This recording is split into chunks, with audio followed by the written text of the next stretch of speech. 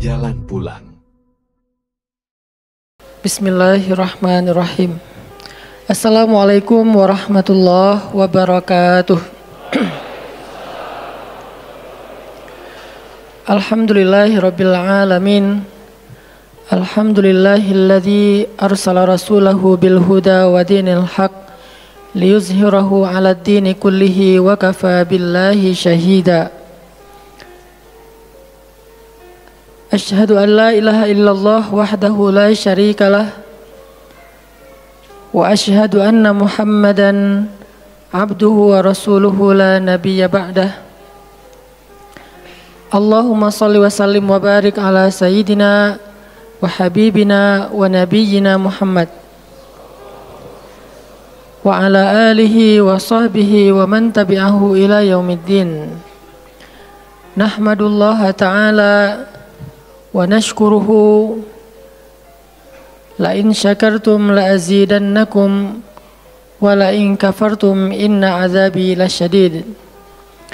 Qala Allah Ta'ala fil Qur'anil Karim, a'udzu billahi minasy syaithanir rajim. Bismillahirrahmanirrahim.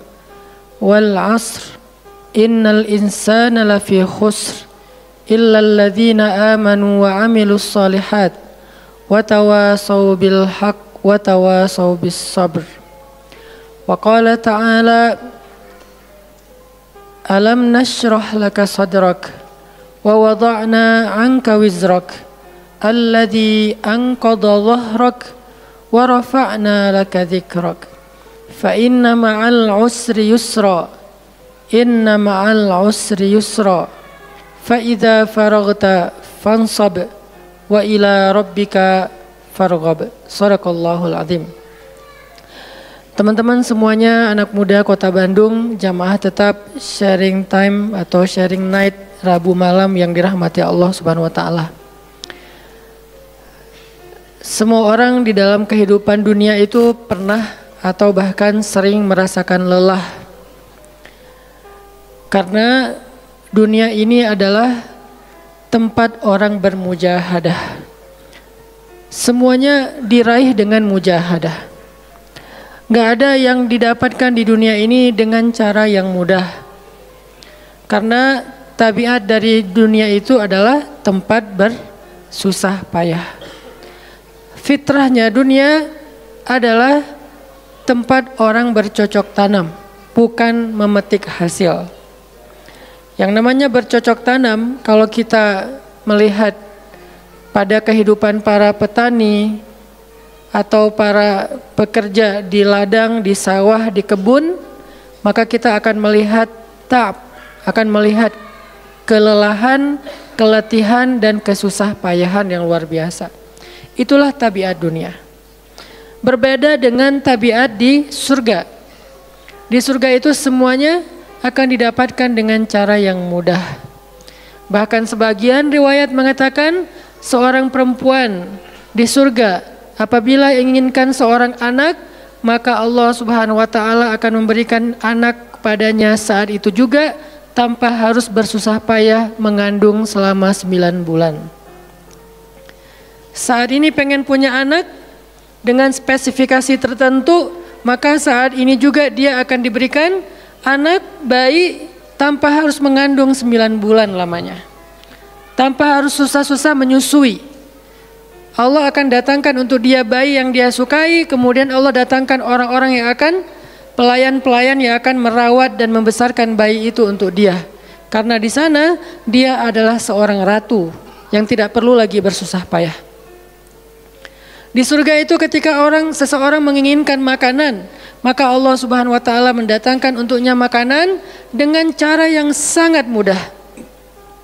Bahkan ketika dia menginginkan buah-buahan, maka pohon itu akan menunduk untuknya sehingga dia bisa memetik buahnya tanpa harus bangun dari tempat duduknya jika dia menginginkan itu.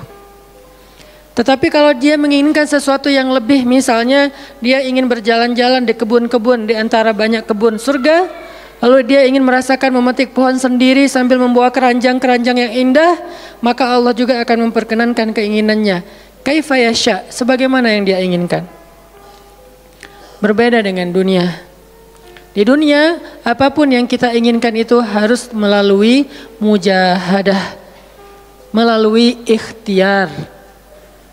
Bahkan ketika kita ingin menjadi orang yang sekedar tidur-tiduran pun, Allah Subhanahu wa taala mentakdirkan tidur pun lelah. Tidur aja capek. Duduk capek. Ada orang yang duduknya capek akhirnya dia berdiri. Ya. Ada orang yang capek berdiri akhirnya pengen duduk.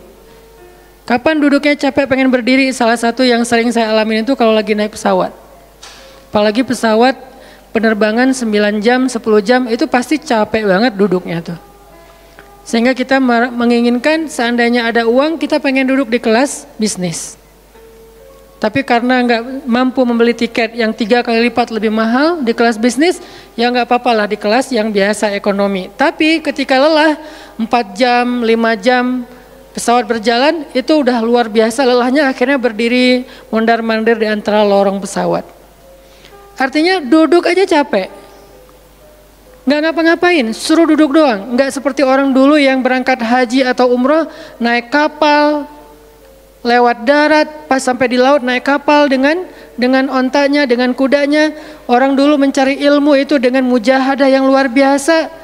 Dengan naik onta berminggu-minggu, ini naik pesawat cuma 9 jam, capek. Yang nggak ada guncangan, biasanya guncangannya cuma pas di awal sama pas mau landing doang. Di atas udah jarang ada guncangan karena dengan ketinggian tertentu dan pesawatnya besar. Tapi itu juga capek. Naik kereta coba, dari Jawa ke Bandung misalnya, sebutlah dari Semarang, dari Malang, dari Surabaya naik kereta 10 jam, itu aja capek. Nggak usah jauh-jauh, Bandung Jakarta aja 3,5 jam, itu pun capek. Atau kita naik mobil, nggak perlu nyetir, pakai online, duduk aja di belakang atau di sebelahnya si driver, perjalanan setengah jam dari tempat kerja kita ke rumah atau dari rumah ke tempat kerja, ke kampus, ke sekolah gitu, itu aja capek. Artinya dunia itu emang kayak gitu tabiatnya teman-teman. Tabiat dari dunia itu adalah lelah. Sehingga kalau ada orang yang menghindari capek dengan tidak ngapa-ngapain, itu hal yang agak klise dan naif. Bagaimana dia bisa menghindari lelah? Bagaimana dia bisa menghindari ta'ab? Bagaimana dia bisa menghindari bosan? Bagaimana dia bisa menghindari dalam keadaan susah payah? Sedangkan dia masih berada di sebuah tempat, bumi, dunia yang tabiatnya memang tempat bersusah payah dan lelah. Satu-satunya cara menghindari lelah yang tidak perlu lagi bersusah payah itu hanyalah masuk surga. Tetapi kan itu tidak terjadi sekarang, kita harus meninggal dulu dan kita belum mau. Ada yang mau meninggal masuk surga sekarang? Kalau dijamin sih insya Allah ya, masalahnya nggak ada jaminan. Kalau para sahabat enak, mereka dapat jaminan. Surga Bilal, sebelum Bilal meninggal, Rasulullah udah bilang, bima sabaktani ilal jannah ya Bilal. Dengan apa kamu mendahului aku ke surga wahai Bilal? Dengan wudu dan sholat syukur wudu. Begitu juga nanti ada sahabat lain yang dijamin masuk surga bighairi hisab wala azab. Salah satunya adalah Ukasyah. Kalau kita tidak ada jaminan apapun di akhirat kecuali berikhtiar dan bermujahadah untuk bisa mendapatkan kebaikan sebanyak mungkin di sisi Allah. Sehingga alangkah naifnya seseorang yang menghindar dari ta'ab wal ham wal gham. Dia berusaha menghindar dari lelah, menghindar dari susah payahnya kehidupan, menghindar dari beban-beban hidup. Itu nggak bisa dilakukan karena kita masih berada di dunia. Yang perlu kita sekarang coba pilih adalah kita mau lelah untuk hal yang sia-sia?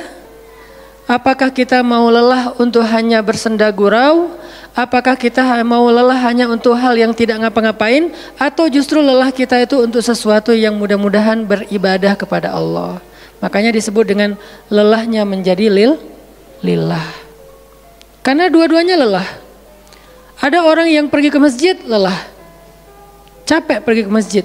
Tapi ada juga orang yang berbuat dosa, itu juga lelah. Memangnya kalau kita beribadah lelah terus berbuat dosa nggak lelah? Banyak orang yang berbuat dosa lelah dan kita pernah merasakan kehidupan seperti itu.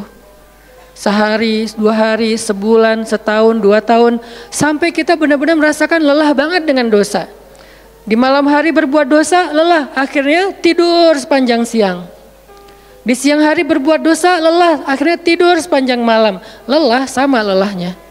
Antara orang yang beribadah dengan orang yang bermaksiat itu sama lelahnya. Bedanya apa? Yang satu, lelahnya akan diganjar, dibalas oleh Allah dengan kebaikan dunia dan akhirat. Yang satu lagi, lelahnya hanya akan disudahi dengan penyesalan. Sama-sama lelah. Bedanya, lelah yang pertama mungkin baru dirasakan hasilnya setelah itu.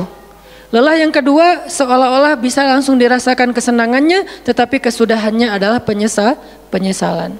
Makanya pada malam ini kita ingin merenungkan beberapa nasihat baik dari Al-Quran maupun hadis tentang bagaimana kita menjadi orang yang setiap hari tetap lelah, tetap banyak beban, tetapi beban itu mudah-mudahan menjadikan kita mendapatkan banyak kebaikan di sisi Allah. Makanya Nabi SAW bersabda dalam hadis riwayat Bukhari dan Muslim, "An-nasu ka'ibili mi'ah, la takadu tajidu fiha rahilatan." Manusia itu seperti 100 ekor onta. Manusia ka'ibili mi'ah, seperti 100 ekor onta. Yang harganya murah 50 juta, yang hidupnya untuk disembelih pada akhirnya nahar, disembelih. Onta itu kan kalau disembelih sambil dia berdiri ya. Kalau ayam, bebek disembelih sambil dipegangin atau diangkat. Kalau kambing dan sapi dibaringkan. Kalau onta disembelih itu sambil diberdirikan. Dia berdiri langsung disembelih. Itu onta. Artinya manusia ka'ibili mi'ah. Nabi itu menggambarkan onta karena onta ini punya banyak macam.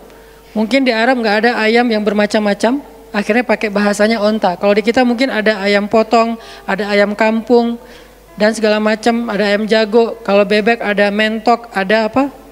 Bebek yang biasa. Macam-macam kan. Di Arab mungkin nggak terlalu banyak variannya dan nggak terlalu akrab dengan kehidupan sehari-hari mereka. Yang akrab itu kambing, kuda, keledai, onta. Akhirnya Nabi mengatakan, "An-nasu ka'ibili mi'ah." Nabi seolah-olah mengambil sebuah perumpamaan. Dan perumpamaan ini bisa kita ganti dengan culture yang berbeda di setiap negara. Tetapi perumpamaan yang paling baik itu adalah onta. An-nasu ka'ibili mi'ah. Manusia itu seperti 100 ekor onta ibil. Onta potong. Yang hidupnya hanya untuk disembelih oleh tuannya, kemudian dagingnya dimakan atau dijual.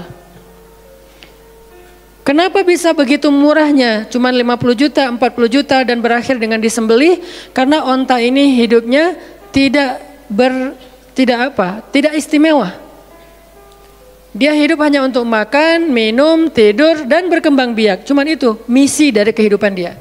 Makan, minum, tidur, berkembang biak. Udah itu doang. Setiap hari kerjanya makan aja. Lihat hewan ternak ngapain? Merumput aja setiap hari. Nggak ada hewan ternak yang tiba-tiba dia lagi ngapain? Lagi sholat. Nggak ada. Hewan ternak misalnya lagi ngebantuin tetangga. Nggak ada. Hewan ternak lagi menjenguk yang sakit. Nggak ada. Hewan ternak yang lagi menyelesaikan hajat saudaranya. Hewan ternak yang lagi dengerin curhat. Nggak ada. Kenapa? Karena tugas misi kehidupan mereka itu cuma diciptakan untuk makan, minum, tidur, berkembang biak, udah. Ini namanya kalau di antara onta namanya ibil. Yang hidupnya itu sesederhana itu. Nggak ada yang rumit, nggak ada yang terlalu berlebihan. Dan an-nasu, manusia secara umum mirip dengan ibil.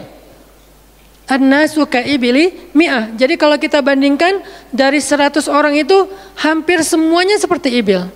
Misi hidupnya itu hanya untuk dirinya. Gimana caranya biar bisa makan, gimana caranya biar bisa istirahat dengan nyenyak tidur, gimana caranya biar punya keluarga, berkembang biak, punya keturunan, dan kemudian dengan keluarganya dia punya family time. Kapan liburan, makan di rumah, jalan segala macam. Cuman itu misi dari kehidupannya. Sehingga Nabi menyebut mereka yang misi kehidupannya hanya dirinya dan keluarganya, ka'ibili mi'ah, seperti 100 ekor onta. Kurang istimewa. Orang yang hidupnya hanya untuk dirinya dan keluarganya itu kurang istimewa. Sehingga disebut dengan ibili mi'ah, 100 ekor onta.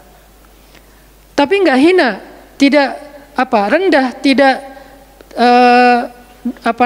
mungkin melenceng, sesat segala macam, enggak.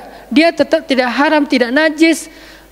Nabi tidak mengumpamakan manusia seperti seekor anjing, seperti seekor babi, enggak. Karena itu najis, haram dan seterusnya. Onta, makhluk yang hewan yang baik, cuman tidak istimewa. Di sini tidak ada judgement. Nabi itu orang yang nggak suka menjudge. Nabi nggak mengatakan manusia ini semuanya misalnya dengan kalimat celaan, keledai, enggak. Manusia ini misalnya hewan yang najis, enggak. Nabi mengatakan an-nasu ka'ibili mi'ah, manusia itu seperti 100 ekor onta.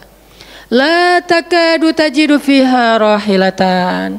Hampir-hampir di dalam 100 ekor onta itu kamu enggak mendapati satu pun onta yang dikenal dengan nama rahilatan, rahilah. Rahilah itu dari kata rihlah. Rihlah itu udah jadi bahasa Indonesia, rihlah. Kemudian di Inggris-Inggriskan jadi traveling, trip, segala macam. Rahilah, dari kata rihlah. Apa itu rahilah? Onta yang bertugas untuk membawa beban tuannya dalam perjalanan panjang, baik itu berdagang maupun berperang. Dia punya misi lain selain makan, minum, berkembang biak, terus dipotong. Enggak, misinya lebih keren. Apa? Membawa beban. Membawa beban tuannya. Itulah rahilah. Sehingga punggungnya adalah punggung yang berkah, karena di atas punggung itu ditaruhkan beban terus menerus oleh tuannya. Berangkat bebannya apa, pulangnya beban apa. Karena orang dulu kalau berangkat berniaga, berdagang ke luar negeri, itu tuh bukan berangkat bawa beban, pulang nggak bawa apa-apa karena udah diuangkan, enggak. Mereka barter konsep perdagangannya. Kalau berangkatnya bawa kain, pulangnya nanti bawa karpet. Berangkatnya bawa gandum, pulangnya nanti bawa sutra misalnya. Tetap aja ada beban karena mereka berangkat jual misalnya ke Syam, dari Mekah ke Damaskus.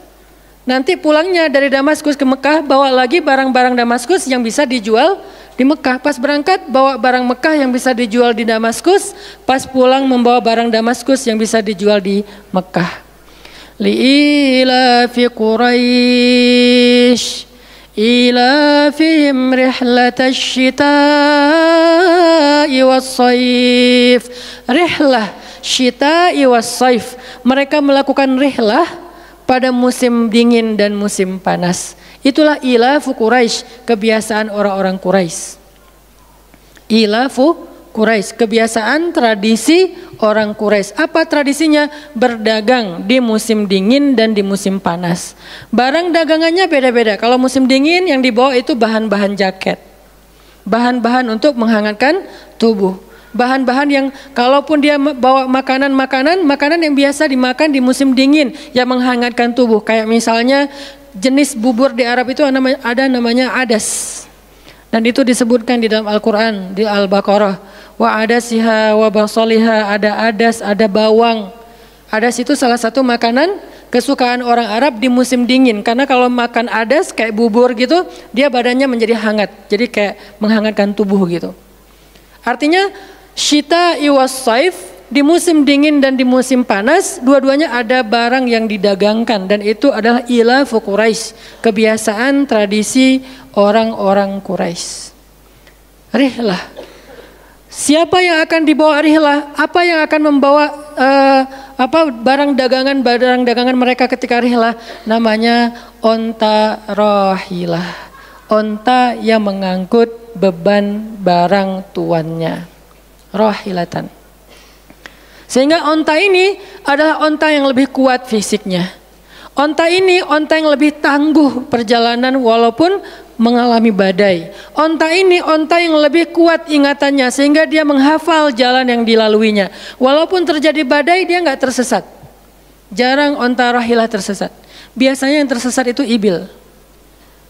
Ibil kalau ditaruh di tengah padang pasir, terjadi badai, terus bekas jalannya ketutup dengan pasir, dia bingung. Itu ibil. Sehingga kalau kita baca cerita-cerita tentang orang yang tersesat di padang pasir, rata-rata istilahnya kalau enggak jamal ya ibil. Kalaupun ada onta rohilah yang tersesat, berarti badainya parah banget. Kalau ada hadis onta rohilah tersesat, berarti badainya parah banget. Artinya rohilah ini ingatannya kuat. Dia kalau lewat satu jalan, setahun kemudian lewat lagi dia masih hafal. Itu rohilatan. Dalam teknologi sekarang kita nyebutnya dengan map. Ada banyak platform aplikasi map digital yang membuat kita bisa menghafal jalan. Dan diupdate terus, jalan ini sekarang macet segala macam. Rohilatan punya kemampuan membaca jalan walaupun mungkin berbeda dengan teknologi sekarang. Itu namanya rohilatan. Ini kata Nabi, la takadu tajidu fiha rohilatan. Manusia itu seperti 100 ekor onta. Dan di antara 100 ekor onta itu atau 100 orang itu, hampir kamu tidak mendapati satupun yang bernama rohilatan, yang mampu mengangkat beban lebih.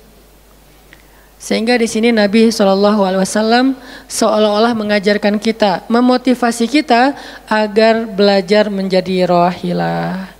Manusia itu baru istimewa kalau dia menjadi rohilah, kalau dia mengangkut banyak beban, kalau dia menjadi orang yang paling banyak bermanfaat untuk orang lain. Makanya muncullah hadis, khairun nas anfa'uhum linnas, inna ahabban nasi ilallah anfa'uhum linnas. Dua riwayat hadis yang berbeda. Sebaik-baik manusia, kalau dalam analogi yang pertama, sebaik-baik onta adalah rohilatan. Bukan ibil, bukan nakoh, bukan jamal. Sebaik-baik onta rohilatan. Kenapa kok rohilatan? Karena dia yang paling bermanfaat. Soalnya dia yang paling banyak mengangkut beban. Sehingga dengan analogi tentang onta rohilah, kita menerjemahkan hadis khairun nas, sebaik-baik manusia dengan istilah khair. Arti khair itu memberi lebih, arti khair itu bermanfaat. Khairun nas anfa'uhum linnas, sebaik-baik manusia yang paling bermanfaat untuk orang lain. Dalam riwayat yang lain, inna ahabban nasi ilallah, sesungguhnya orang yang paling dicintai Allah di antara manusia, anfa'uhum linnas, yang paling bermanfaat untuk orang lain. Itu yang paling dicintai Allah di antara manusia. Muncul lagi hadis yang mirip, inna ahabbal a'mali ilallah sururun tudkhiluhu ala qalbi muslim. Sesungguhnya perbuatan, amal soleh, aktivitas, pekerjaan yang paling disukai Allah di antara yang kita lakukan dalam kehidupan sehari-hari adalah membahagiakan hati orang lain. Ini semuanya hadis-hadis yang memiliki makna yang sama, yaitu menjadi pengangkut beban. Lelah Ustadz, lelah. Enggak ngangkut beban, lelah juga. Ngangkut beban, lelah juga. Cuman bedanya, orang yang lelah tanpa mengangkut beban, hidupnya penuh dengan keluh kesah, tidak ada yang menghargai, tidak dimuliakan, akhirnya dia ngeluh. Ada kan banyak orang yang ngeluh karena merasa dirinya nggak dihargai orang lain. Tetap aja ngeluh. Ada juga yang ngeluh karena terlalu banyak beban, padahal dua-duanya sama-sama ngeluh, kenapa nggak memilih yang lebih baik? Memangnya kalau kita nggak ngangkut beban, kita nggak akan berkeluh kesah, ngeluh. Ngeluhnya mungkin bukan capek, ngeluhnya nggak ada yang hargai. Dan itu udah sunnatullah, kalau kita pengen dihargai, pengen dimuliakan, kita harus menjadi orang yang paling rohilah, yang paling banyak ngangkut beban. Nggak bisa kita jadi ibil tapi pengen diperlakukan seperti rohilah, itu nggak bisa. Kita tuh ibil, hidupnya untuk diri sendiri, nggak bantu siapa-siapa, nggak peduli dengan siapa-siapa, harta kita nggak bermanfaat untuk orang lain, pikiran kita nggak bermanfaat untuk orang lain, lisan kita tidak bermanfaat untuk orang lain, wawasan kita tidak bermanfaat untuk orang lain, apalagi tenaga kita nggak bermanfaat untuk orang lain, skill kita nggak bermanfaat untuk orang lain, semua tentang diri kita hampir tidak bermanfaat untuk orang lain, lalu kita ingin dihargai seperti orang yang paling bermanfaat. Ini naif, klise, nggak ada seperti ini, bukan sunnatullahnya. Karena seseorang itu diberi balasan sesuai dengan mujahadah. Al-jaza ala qadril masyaqqah, balasan tergantung susah payahnya dalam berikhtiar. Siapa yang mujahadahnya lebih, maka rewardnya lebih, jazanya lebih. Jadi saya kadang-kadang ngerasa, dulu saya juga pernah merasa kayak gitu. Kenapa kok dia dihormati saya enggak? Kita enggak boleh cemburu tanpa alasan. Seolah-olah misalnya harusnya hormati semua orang dong, nggak bisa. Itu udah fitrah manusia dan sunatullah dalam kehidupan di dunia. Kalau kita pengen dihormati orang, kita harus menjadi rohilah. Kalau kita pengen dihargai orang, kita harus jadi rohilah. Nggak bisa kita berharap dihargai oleh pasangan kita atau calon pasangan kita, tapi kita nggak punya tanggung jawab, nggak bisa. Kalau teman-teman pengen dihargai oleh pasangan halalnya, teman-teman harus mengangkat tanggung jawab yang lebih berat daripada dia. Kalau dia yang capek kita leyeh-leyeh aja di rumah, tapi kita minta dihargai, saya kan suami. Suami itu bukan status, suami itu peran. Ada orang dia jenis kelaminnya perempuan, tapi dia suami. Kenapa? Karena dia mengambil peran laki-laki. Dan itu saya melihat banyak perempuan seperti ini, hebat dan memalukan bagi suaminya. Di beberapa tempat saya melihat suaminya di pagi hari nggak kerja, cuma nongkrong-nongkrong aja di warung. Ngopi juga itu ada uangnya, giliran untuk nafkah keluarga dia nggak punya uang, untuk ngopi, untuk rokok dia punya uang. Untuk anaknya nunggak sekolahnya, untuk anaknya makanannya seadanya. Sehingga karena ini udah berjalan bertahun-tahun, akhirnya istrinya udah nggak sanggup lagi berharap kepada dia, minta cerai juga nggak dicerai-ceraikan, akhirnya istrinya ikhtiar sendiri. Istrinya jadi pembantu rumah tangga, istrinya jadi kerja ke luar negeri. Saya beberapa kali ke Hong Kong, hampir tiap 4 bulan sekali ke Hong Kong, dan selalu mendengar cerita teman-teman di Hong Kong, para pejuang-pejuang di Hong Kong itu kan 99%-nya perempuan ya. Hong Kong itu 99% lebih perempuan. Beda kan sama Taiwan, Korea itu laki-laki dan perempuan agak imbang lah. Tapi kalau Hong Kong itu bisa dibilang dari 100 pekerja 99 orangnya bahkan lebih adalah perempuan. Dan semua mereka punya masalah yang hampir sama di negerinya, di kampungnya. Masalahnya mereka terpaksa untuk berangkat ke luar negeri karena ada yang demi membiayai sekolah anak-anaknya, single parent. Kemana suaminya? Suaminya pergi dan tidak bertanggung jawab. Atau suaminya ada tapi tidak mampu mencari nafkah. Terpaksa dia kerja ke luar negeri dengan segala macam resiko. Dan banyak banget kasus di Hong Kong. Siapa juga yang mau jauh-jauh dari keluarganya, apalagi punya anak masih kecil ya. Kemarin kita baru dengar cerita seorang anak yang harus merawat ayahnya yang sakit kanker gara-gara di rumahnya nggak ada siapa-siapa, ibunya berjuang di luar negeri. Kenapa? Karena suaminya sakit. Kalau ini masih bisa kita pahami lah. Tapi kemana pamannya misalnya? Kemana misalnya kakaknya, nggak tahu punya kakak atau gimana, nggak tahu kondisi pamannya. Yang jelas bahwa ternyata kita itu dihargai itu bukan karena kita berstatus suami. Kita dihargai karena kita berperan sebagai suami, bukan berstatus sebagai suami. Kalau suami pengen dihargai, ambillah peran suami. Laki-laki pengen dihargai, ambillah peran laki-laki. Apa peran laki-laki? Tanggung jawab. Ambil sebanyak mungkin. Kalau kita udah menikah, tanggung jawab kita itu kalau mau lebih, jangan cuma istri. Ambil keluarga istri untuk kita ambil tanggung jawabnya. Adiknya istri, mungkin keluarga istri kita nggak mampu, adiknya kita sekolahin. Mertua sakit, kita biayain. Nanti siapa lagi? Keluarga besarnya ada masalah, kita biayain, kita hutangin. Kalau misalnya kita nggak sanggup memberikan hadiah atau sedekah, ambil amanah, tanggung jawab itu ambil semampu kita. Itulah contoh Rasulullah SAW. Makanya Nabi ketika sudah menikah dengan Khadijah, yang tinggal di rumah Nabi itu bukan cuma anak kandung beliau. Ada anak angkatnya Zaid bin Harithah, ada sepupunya Ali bin Abi Thalib, ada banyak lagi keluarga besar Khadijah yang tinggal bersama Nabi. Sehingga rumah Nabi itu adalah rumah yang banyak sekali orang-orang yang ditampung oleh beliau. Itu yang disebut dengan anfa'uhum linnas, ambil tanggung jawab yang besar. Sehingga Khadijah tuh respect banget sama sosok Nabi Muhammad. Bahkan sebelum Nabi dapat wahyu, sehingga gak disebut Nabi, respect sama sosok seorang Muhammad. Apalagi setelah beliau dapat wahyu, beban beliau bukan lagi keluarganya sekarang, beban beliau adalah umatnya. Yang diurus oleh Nabi bukan lagi keluarga sekarang setelah dapat wahyu, umat. Dan umat di sini lintas nasionalisme. Ada yang datang dari Persia, namanya Salman Al-Farisi. Ada yang datang dari Romawi, namanya Suhaib Ar-Rumi. Ada banyak sahabat-sahabat yang lintas kabilah, bukan hanya orang Quraisy. Ada yang datang dari Yaman, termasuk Sumayyah dengan Yasir, keluarga yang pertama syahid dalam Islam. Ini dari Yaman. Kemudian pindah lagi ke Madinah yang bukan orang-orang Quraisy. Di sana ada Bani Mudhar dari kabilah Aus dan Khazraj. Nanti berkembang lagi sampai ke Asia, Eropa dan seterusnya. Inilah bebannya Rasulullah sallallahu alaihi wasallam. Sehingga Allah menyebutnya dengan istilah rahmatan lil alamin. Rahmah. Tahu arti rahmah?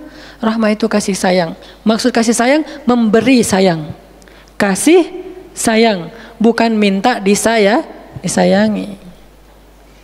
Jadi kalau kita mau berkasih sayang, ya kasih sayangnya, jangan sayangi saya dong. Itu bukan kasih sayang, namanya terima sayang. Bukan kasih sayang, terima sayang, minta sayang. Itu namanya bukan rahmah, bukan mawaddah. Yang namanya rahmah kasih sayangnya.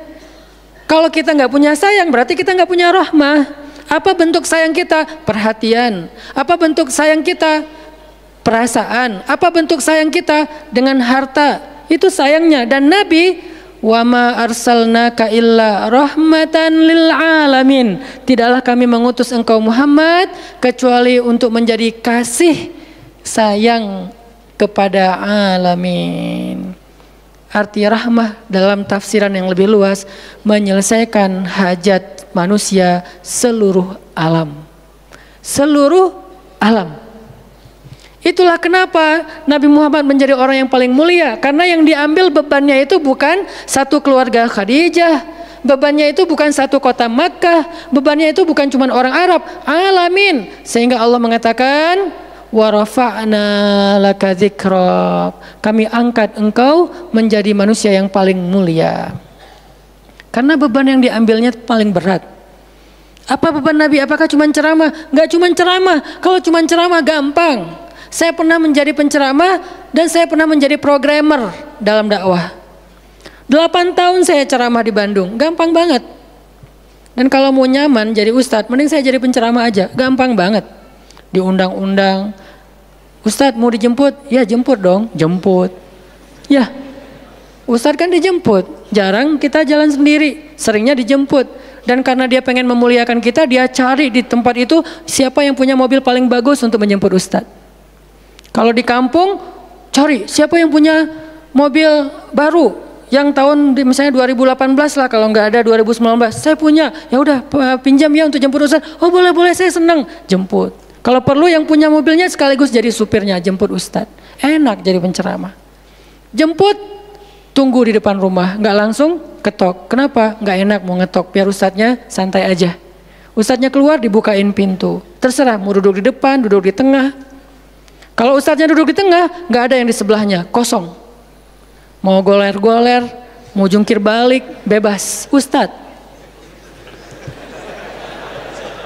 Saya pernah ngalamin masa kayak gitu. 8 tahun, mudah banget. Diundang-undang, semua wajah tersenyum. Nggak ada yang cemberut, namanya juga ustadz. Selamat datang ustadz, alhamdulillah bisa ketemu sama ustadz, silakan. Duduk dikasih makanan yang paling baik. Dihidangkan segala macam, minuman aja 5 jenis. Sampai bingung nih mana yang mau diminum. Ustadz mau apa? Kadang-kadang beberapa teman-teman panitia yang sangat udah pro banget nanya. Ustadz itu nanya ke asisten lah atau siapa manajemen, kalau dia punya manajemen. Ustadz itu sukanya makanan apa? Disediakan makanan kesukaan ustadz. Kalau ke Bandung ustadz senangnya makan apa? Disediakan makanan khas Bandung kesukaannya ustadz. Dicari dari restoran terbaik yang ada di kota itu. Ini perlakuan terhadap ustadz, nyaman banget kalau ceramah tuh. Ceramah berapa lama? Terserah ustadz. Kalau lagi mood 3 jam. Kalau nggak lagi mood 45 menit. Ustadz kok ceramahnya cuma sebentar? Saya lelah sekali. Oh nggak apa-apa ustadz, istirahat ya ustadz, sehat terus ya ustadz. Doain.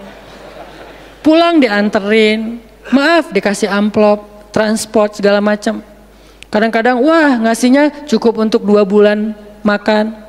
Masya Allah enak. Kalau cuman yang disebut dengan rahmatil alamin itu cuman ceramah, itu bukan rahmatil alamin. Walaupun itu salah satu kebaikan. Tapi kemudian setelah 8 tahun saya berdakwah dengan ceramah, saya mengubah konsep dakwah saya menjadi programmer. Memprogram masjid. Al-Latif. Saya ngomong dengan Pak Iman beri saya kesempatan memprogram Al-Latif, bikin gerakan, bikin dakwah. Bukan masjid yang memprogram, kemudian ustadz mengisi, itu salah. Menurut saya Keliru kalau masjid membuat program, ustadz cuma mengisi program itu. Keliru. Ustadz yang program, masjid fasilitasi, nanti insya Allah akan berkah. Alhamdulillah Pak Iman, Ketua DKM Al-Latif sepakat. Ya udah ustadz silakan, mangga, dikasih waktu 2 tahun. Kalau nggak ada perubahan diambil alih. Dalam 2 tahun kita coba program dari awal. Bikin gerakan anak muda, pemuda hijrah lahir waktu itu. Mulai programming, gimana caranya biar masjid rame. Dari yang cuma 20 orang kajian setiap Rabu malam, dari dulu udah Rabu malam. Yang hadir berapa orang? 20 orang. Kalau Persib lagi main, libur. Semua pada nonton. Malah sering lagi libur. Kadang-kadang Persib nggak main. Terus yang main siapa? Yang main Piala Eropa kah, Piala Champion kah, Liga Eropa, Piala Dunia, libur. Akhirnya berkembang pelan-pelan jadi setengah masjid, satu masjid, membludak keluar masjid sampai ke Jalan Cendana. Akhirnya pindahlah ke masjid ini. Kenapa? Karena udah nggak nampung, nggak enak juga dengan tetangga, karena parkirnya kemana-mana. Kan kita pindah ke sini karena Al-Latif nggak nampung. Nah, ketika dakwah berubah menjadi programmer, bebannya beda. Udah nggak kayak dulu, enggak, beda. Pergi taklim, pergi sendiri. Bahkan berkorban dengan harta sendiri, bareng-bareng dengan teman-teman, semuanya lelah. Kita meeting sampai tengah malam. Emangnya gampang membuat tren hijrah? Nggak mudah teman-teman. Kita harus meeting, mikirin. Sekarang tambah lagi beban yang lain, Barisan Bangun Negeri. Para ustadz berkumpul, bikin gerakan bersama.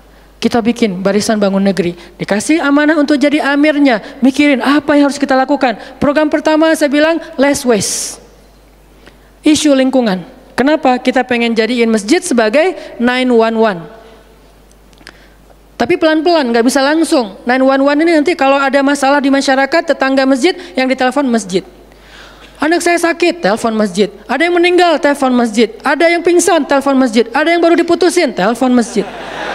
Sampah ini udah darurat. Bandung ini hanya batas deadline penanganan sampah kita kalau kata Pemkot itu sampai 2023. Kalau kita nggak punya alternatif, ini akan jadi masalah besar. Jakarta, saya kemarin ke Jakarta sampai 2022, lebih cepat sedikit daripada Bandung. Artinya mereka hanya bisa menampung sampah sampai 2022. Sisanya kalau nggak ada solusi alternatif, maka akan terjadi masalah besar, tumpuk sampah di depan rumah masing-masing selama nggak usah sebulan, seminggu aja gimana rasanya? Nggak ada yang ngambil sampah di depan rumah kita, seminggu aja. Petugas sampah nggak ngambil sampah di depan kos-kosan, di depan rumah. Sehari telat aja itu udah nggak enak, apalagi seminggu, sebulan, setahun, jadi gimana? 2022, kota-kota besar rata-rata terancam dengan bom waktunya sampah.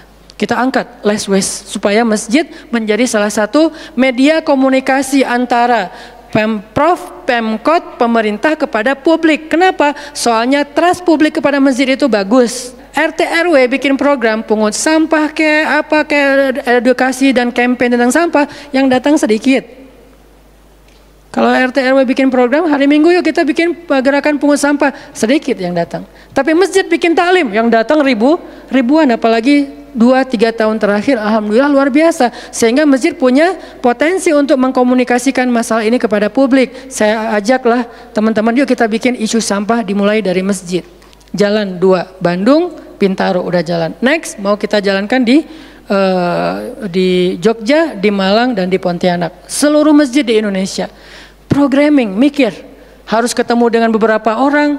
Dan habis waktu saya dalam beberapa tahun terakhir bukan untuk dakwah tablik, makanya udah jarang ceramah.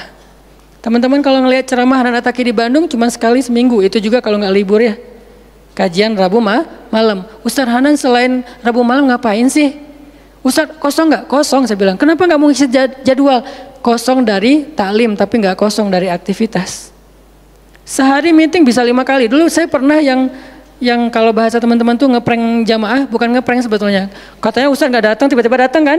Itu tuh meeting 5 kali sehari, dari pagi, siang, sore, menjelang maghrib, baru beres isya. Meeting dengan siapa aja Ustadz? Banyak hal yang harus kita bereskan untuk bisa memunculkan satu program kecil. Akhirnya beres isya, saya bilang masih ada jamaah enggak? Sebagian udah pulang Ustadz, tapi yang lain masih pada nunggu, kasihan. Ya udah saya jalan aja ke sini naik motor, sampai di sini isya baru ngisi kajian. Artinya ternyata bebannya beda. Tapi rohilatan, Itu yang disebut dengan dakwahnya Nabi. Saya baru mengambil sebagian kecil dari banyak varian dari dan instrumen dakwah Nabi. Itu cuma sebagian kecil, memprogram. Baru masjid. Nabi itu alamin loh. Gimana mengubah kota Mekah yang dulunya kemusyrikan merajalela, perzinahan merajalela, kemudian anak perempuan dibunuh karena dianggap membawa sial, riba luar biasa, banyak yang dibunuh gara-gara gak mampu membayar hutang, dan perbudakan, dan banyak lagi masalah sosial. Bukan hanya masalah akidah dan ibadah. Akidah dan ibadah itu adalah inti masalahnya, kemudian merembet ke masalah sosial, biasanya kayak gitu. Kalau akidahnya melenceng, biasanya sosialnya rusak. Walaupun gak selalu kayak gitu juga sih. Karena ada di beberapa negara yang akidahnya mereka syirik, tapi sosialnya bagus. Walaupun ada problem sosial lain yang mungkin gak perlu dibahas di sini. Yang jelas awalnya berawal dari kemusyrikan. Kemudian berkembang menjadi masalah ekonomi, sosial, dan seterusnya. Nabi menyelesaikan masalah kota Mekah. Gimana caranya? Mekah yang tadinya kota yang jahiliyah menjadi kota Islamiyah, kota yang Rabbaniyah, kota yang penuh dengan kebaikan. Madinah yang tadinya kota yang penuh dengan sampah, Yathrib berubah menjadi kota Munawwarah. Sekarang udah nyampah lagi. Di zaman Nabi itu benar-benar Madinah Munawwarah. Sekarang mungkin nggak sebagus di zaman Nabi, cuman bangunannya doang yang megah, tapi secara lingkungan, secara sosial nggak sebaik zaman dulu lah. Kalau bangunan itu kan bukan indikasi peradaban ya.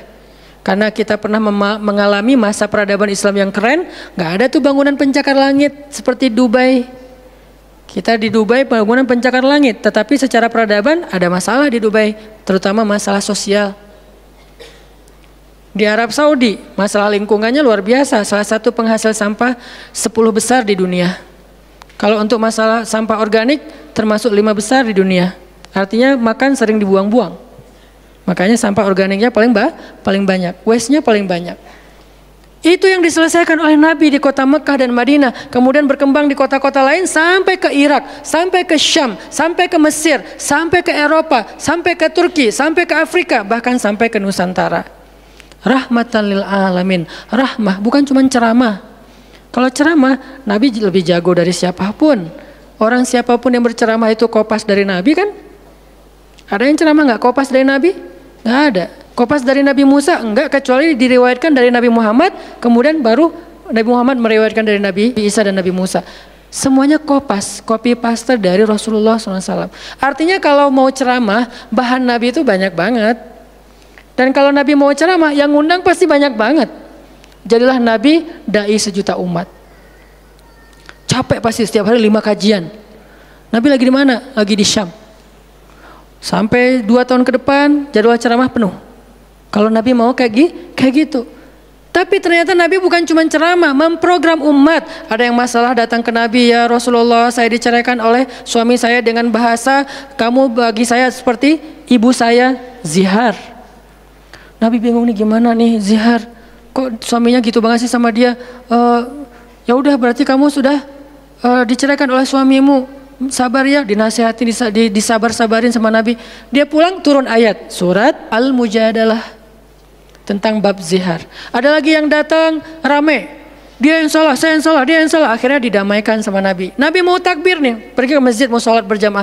Mau takbir, ya Rasulullah, di Bani Salamah ada masalah, mereka hampir berperang. Nggak jadi takbir, pergi ke Bani Salamah menyelesaikan hajat mereka. Datang-datang jamaah udah sholat, Nabi sholat yang jamaah yang kedua. Artinya rahmah, ngambil beban umat. Belum lagi nanti beban umat yang tertindas di antara Bani Israel, di luar negeri, di Yaman, di Syam. Yang Nabi mengutus para sahabat untuk menyelesaikan hajat-hajat mereka. Makanya Nabi mengatakan, siapa yang datang kepada saudaranya untuk menghilangkan masalahnya, maka Allah akan menghilangkan masalah orang ini nanti di akhirat. Makanya beban Nabi itu berat banget teman-teman. Kalau kita baca sirah Nabi, luar biasa. Nabi itu lelah banget. Sampai para sahabat meriwayatkan Nabi itu dulu sebelum dapat wahyu, beliau seger gitu. Setelah dapat wahyu tetap ganteng, tetap keren karena memang aslinya udah dari sononya keren ya. Cuman udah ada guratan lelahnya tuh terasa di wajah beliau. Lelah banget. Sampai Nabi itu pernah sampai Allah bilang gini, "Fala'allaka bakhi'un nafsaka 'ala atharihim." Hampir saja engkau mencelakai dirimu gara-gara mereka. Apa maksudnya? Kok Nabi hampir mencelakai dirinya gara-gara mereka? Itu maksudnya apa? Saking terbebannya Nabi dengan kondisi umat, hampir-hampir Nabi itu sakit keras, hampir-hampir Nabi itu binasa, celaka, meninggal demi mikirin nasib umat. Kayak gitu banget coba. Itu namanya rohilatan. Kita belum sanggup untuk memikul beban umat sedunia. Makanya minimal kalau kita nggak ngambil beban umat sedunia dengan tangan kita, minimal dengan pikiran kita aja. Kita mikir nggak sih nasib Palestina? Atau kita masih nganggap bahwa itu beda negara? Kalau beda negara oke. Apakah kita memikirkan mereka karena kemanusiaan? Masa kita mau bilang mereka bukan manusia? Kan sama-sama manusia. Harusnya kita merasakan apa yang dia rasakan karena kita sama-sama manusia, punya perasaan yang sama. Kalau kehilangan akan sedih, kalau melihat kezoliman juga nggak akan kuat, kalau dizolimi juga akan sakit. Kita mikir nggak tentang Palestina? Kita mikir nggak nasib Suriah? Kita mikir nggak nasib Rohingya? Kita mikir nggak nasib Yaman? Apakah gara-gara kita mikir tentang mereka lantas kita jadi radikal dan teroris? Sejak kapan kita memikirkan nasib orang yang tertindas tiba-tiba jadi radikal? Apakah orang yang tidak memikirkan orang lain hanya dirinya sendiri berarti orang yang baik? Justru makin banyak kita mikirin nasib mereka, kita makin rohilatan walaupun belum sanggup menyelesaikan hajat mereka, mikir doang. Dengan kita lihat postingan yang terakhir di Idlib, bagaimana anak bayi kehilangan kakinya gara-gara kena bom dari tentara Rusia. Kita belum sanggup ngasih solusi sebagai pribadi maupun sebagai bangsa, belum sanggup. Pertama jaraknya jauh, kedua memang kita juga belum punya kemampuan untuk itu. Tapi kita berharap suatu saat Indonesia ini harus sanggup menyelesaikan masalah dunia. Kenapa? Kita ini punya potensi peradaban, bangsa yang besar. Masa kita mau jadi kerdil terus ngikutin bangsa lain? Kita ini bangsa besar, umat Islam terbesar di dunia. Dan orang Indonesia itu pinter-pinter, profesornya banyak, saintisnya banyak, orang kayanya banyak, keren Indonesia nih. Kenapa Indonesia yang keren kayak gini cuma ngurus diri sendiri aja nggak bisa? Harusnya ngurus dunia bukan ngurus diri sendiri. Itulah Islam yang sebenarnya. Kita ngurus Rohingya, gimana caranya Rohingya punya tempat tinggal? Kita urus Suriah, kita urus Palestina. Lalu apakah kita memikirkan tetangga kita? Teman-teman lihat deh, salah satu yang mungkin proyek kecil lah. Ini yang karena yang saya tahu, karena istri sendiri yang ngerjain. Lihat rumah teduh sahabat Iin. Setiap harinya ada yang meninggal dengan kanker ovarium yang gede banget, ada yang kanker apa, yang dulu yang saya bawa Ustaz Abdul Somad keliling di Bandung tuh, seorang anak muda yang udah meninggal, seminggu setelah Ustaz Abdul Somad mengunjungi dia, Rian namanya, meninggal dunia. Alhamdulillah dia sempat ketemu dengan Ustaz Abdul Somad, sempat dinasehati, mudah-mudahan di akhir hayatnya dia setelah dapat nasihat dari UAS, dia jadi sabar, jadi balik lagi ke Allah sehingga husnul khatimah. Datang kita, ketemu dengan Rian, habis ininya. Gara-gara apa? Gara-gara pernah kecelakaan di laut, terus jadi kayak kanker kulit, luar biasa. Itu parah banget. Dan itu nggak satu kasus, banyak. Di Jawa Barat aja udah banyak banget, apalagi Indonesia. Apakah kita mau mengambil beban itu? Atau kita bahkan melihat juga nggak mau, karena ngerasa nggak kuat, nggak berani. Terus kapan kita kuatnya? Kalau kita nggak kuat, namanya bukan rohilah. Yang namanya rohilah itu harus kuat. Dikuat-kuatin kalaupun nggak kuat.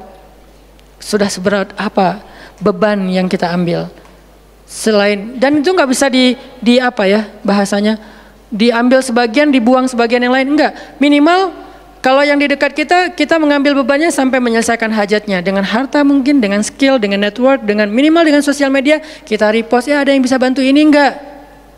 Kalau yang di luar negeri karena kita nggak sanggup menyelesaikan, minimal dengan pikiran dan doa. Kasihan ya mereka, doain terus karena doa kita itu ngaruh. Jangan berpikir mendoakan mereka itu nggak ngaruh itu. Mempercepat datangnya pertolongan Allah. Minimal dengan doa kita, Allah kuatkan hati mereka. Minimal. Dengan doa kita, Allah kuatkan hati saudara kita di Yaman, di yang kelaparan, di Syam, di Palestina, di Rohingya, di Turkistan, yang masih dalam campnya orang-orang komunis. Minimal doa kita menguatkan hati mereka. Kan berarti membantu. Ada orang yang ketika dapat musibah, kita datang nggak bisa ngasih solusi, tapi begitu kita nasihati lalu kita doakan, itu udah membantu dia, minimal hatinya jadi lapang. Kemudian kita doakan, dia merasa diperhatikan. Bukankah itu sebuah bantuan? Dan itu rahilah. Semuanya aja yang di luar negeri kita pikirkan, apalagi yang di dalam negeri, semampu kita. Makanya nama barisan kita tuh Barisan Bangun Negeri. Kalau ditanya, apa Ustadz tujuan bikin gerakan Barisan Bangun Negeri? Ya bangun negeri. Masa masih ditanya ya? Karena masih ada yang nanya, ngapain sih tuh ustadz-ustadz ngumpul mau bangun negeri? Itu udah jelas dari namanya juga. Terus santrinya ngapain? Namanya Santri Bangun Negeri. Ustadznya Barisan Bangun Negeri, ada 2 nama. Para guru, saya pelan-pelan pengen ngumpulin para guru-guru yang seleting. Supaya kita barengan. Ngumpulin pelan-pelan. Namanya Barisan Bangun Negeri. Nanti teman-teman yang ngikutin para guru, para santri, namanya Santri Bangun Negeri. Jadi kalau ditanya mau ngapain, mau bangun negeri. Programnya apa? Pertama, program isu lingkungan. Nanti naik lagi isu sosial. Naik lagi isu healthcare, kemanusiaan, kesehatan, dan seterusnya. Kan itu tugas pemerintah, kita nggak mau menyalahkan siapapun, udah capek berdebat. Tugas kita sekarang siapa yang pengen jadi rohilah. Itu yang dilakukan para guru kita sekarang teman-teman di Barisan Bangun Negeri. Mikir, kemarin saya 40 jam nggak tidur. Dari Bandung ke Jogja, di Jogja ada acara, udah beres acara, kita ada meeting yang penting banget yang bikin saya sesak sampai sekarang. Itu ada diskusi yang saya tidak bisa sampaikan ke publik. Itu diskusi dari jam 11 malam sampai jam setengah 4 subuh. Kenapa diskusinya sampai malam Ustaz? Karena besok kita semuanya udah pada bubar. Udah pada pulang masing-masing ke negerinya sehingga nggak sempat ketemu. Ketemunya kita cuman malam Selasa. Selasa subuh pesawatnya udah mulai ada yang pesawat jam 5, jam 6, jam 7. Jadi malam itu harus kita selesaikan meeting kita. Meeting lah kita sampai jam setengah 4 subuh. Beres meeting langsung ke bandara. Saya dengan salah satu ustadz ke bandara berdua naik flightnya pas bareng. Belum selesai tadi meetingnya, meeting lagi di pesawat. Dari Jogja ke Jakarta. Di Jakarta saya ketemu dengan beberapa teman-teman yang pengen mendukung program pesantren yang sedang kita dari setahun yang lalu ingin kita buat. Tapi juga belum cukup untuk membebaskan lahan. Karena kita butuh 15 M membebaskan lahan. Alhamdulillah udah terkumpul sekitar 2 M. Masih jauh dari target. Baru membebaskan lahan. Belum membangun. Akhirnya bahasa istri saya ngamen di Jakarta dari pagi, siang, sore, malam. Malam pulang. Di kereta juga diskusi lagi sama istri karena ada beberapa program yang harus kita bereskan. Sampai rumah jam 12 malam. Jadi 1 hari setengah.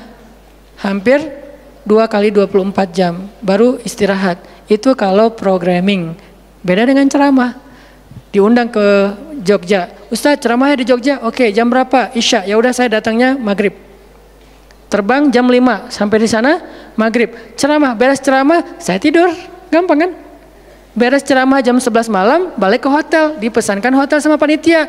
Hotelnya mau yang gimana Ustadz? Terserah, yang dekat-dekat aja biar nggak capek di jalan. Oh ya Ustadz, dikasih hotel biasanya yang enak, yang deluxe. Masuk ke hotel, mandi air hangat ya. Beres mandi air hangat, pesan makanan online. Karena tadi belum makan, misalnya kalau telat makan juga, pesan datang ke kamar. Kadang-kadang saya cuma pesan 1 jenis, mereka pesan 3 jenis. Saya belum makan, lapar, boleh nggak pesan sate? Oh boleh Ustaz. Datang sate, datang mie godok, datang apa, banyak. Semuanya ditaruh di depan kamar. Ustaz, ini udah ada makanannya. Masya Allah makanannya banyak gini. Kalau cuma ceramah, habis makan jam 12, tidur. Bangun sholat subuh, beres subuh, olahraga. Ya, karena di hotel treadmill. Beres treadmill, berenang. Beres berenang, breakfast. Beres breakfast, terbang ke Bandung. Kan enak ya? Kalau cuman ceramah. Jadi kerjanya cuman 1,5 jam pas ceramah. Itu juga santai. Namanya juga ceramah gampang. Tapi kalau programming, buat program, kayak tadi ceritanya, meeting, gak beres-beres. Sampai enak dengan meeting. Kopi entah berapa gelas. Ada yang digulaan, ada yang nggak digulaan. Ada yang pakai susu, ada yang nggak pakai susu. Sampai diistilahkan yang nggak pakai susu kopi akhi, yang pakai susu kopi ukhti. Semua jenis kopi. Artinya rohilatan. Ternyata memang benar kata Nabi, manusia itu seperti 100 onta, sedikit yang rohilatan. Makanya sekarang kita mau milih mau jadi rohilatan atau mau jadi 100 onta. Dimulai dari hal yang kecil. Saya ngajak teman-teman, yuk kita jadi rohilah, kita angkat beban negeri kita, beban bangsa kita. Saya pengen banget masjid itu jadi kayak rumah teduh. Sekarang yang menjalankan pasien kanker kurang mampu se-Jawa Barat, salah satunya rumah teduh itu. Yang sekarang ada 15 rumah dengan sekitar 300 pasien. Yang setiap kali operasi itu 40 juta. Karena kalau pakai BPJS antrinya setahun. Sehingga harus pakai jalur normal. Dan beberapa di antara mereka belum sanggup untuk membayar cicilan BPJS sehingga nunggak nggak bisa pakai. Kita selesaikan. Harusnya itu dilakukannya oleh masjid. Kenapa? Karena potensi zakat, infak, sedekah, kenceleng masjid gede. Jangan cuma dipakai buat renov. Jangan cuma dipakai buat pengumuman hari Jumat. Kenceleng minggu ini 300 juta. 300 juta di sebelah masjid ada orang lapar. Berarti ngapain 300 juta teh? Harusnya 300 juta itu kenceleng minggu ini. Harusnya 300 juta. Tapi tinggal 10 juta. Kenapa? Beban umat diangkat semua sama masjid.